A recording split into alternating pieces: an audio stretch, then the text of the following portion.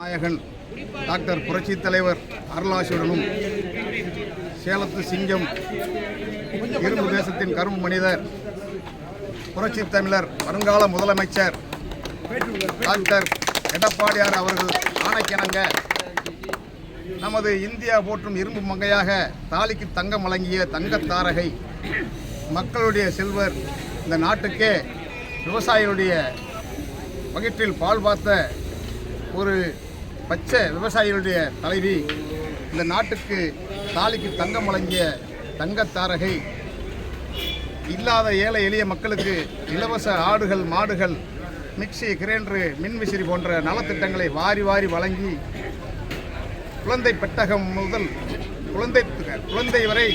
முதல் இறுதி வரை அந்தந்த மக்களுக்கு என்ன தேவை என்று உற்று நோக்கி மக்கள் நலனிலே அக்கறையாக வாழ்ந்து அனைத்து இந்திய அண்ணா திராவிட முன்னேற்ற கழகத்தை வலுவான ஒரு இயக்கமாக தமிழ்நாட்டில் ஆண்ட கட்சியை மீண்டும் ஆளக்கூடிய ஒரு வலுவை பெற்று மக்கள் செல்வாக்கை பெற்று மக்கள் போற்றும் மாமங்கை, இந்த நாடே போற்றும் உலகமே போற்றும் உத்தமத்தாய் புரட்சி தலைவி அம்மா அவர்களுடைய 9ஆம் ஆண்டு நினைவு நாளை முன்னிட்டு இங்கு நமது நரிக்குடி விருதுநகர் கிழக்கு மாவட்டம் நரிக்குடி கிழக்கு ஒன்றிய பகுதிக்கு உட்பட்ட நமது வீரசோழன் நகரினிலே இன்று நமது கிழக்கு ஒன்றிய கழகத்தில் உட்பட்ட 111 கிளைக்கழக செயலாளர்களும் மற்றும் 13 பிற அணி ஒன்றிய செயலாளர்களும் மற்றும் மாவட்ட நகர ஒன்றிய பேரூர் கழக செயலாளர்களும்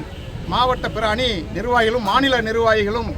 ஒன்றிணைந்து பொதுமக்களும் தாய்மார்களும் ஒன்றிணைந்து நமது ஏழைகளின் ஏந்தல் டாக்டர் புரட்சி தலைவி அம்மா அவருடைய 9ஆம் ஆண்டு நினைவு நாளை முன்னிட்டு இன்றைக்கு கிட்டத்தட்ட ஒரு 500 தாய்மார்களுக்கு சேலைகளும் 350 நமது கட்சி நிர்வாகிகளுக்கும் பொதுமக்களுக்கும் பெரியோர்களுக்கும் இளைஞர்களுக்கும் வேஷ்டியும் வழங்கி மற்றும் அன்னதானங்கள் வழங்கி சிறப்பாக செயல்பட்டு கொண்டிருக்கின்ற நிகழ்ச்சியிலே கலந்து கொண்டிருக்கின்ற அத்தனை நிர்வாகிகளுக்கும் கோடான கோடி நன்றியை நான்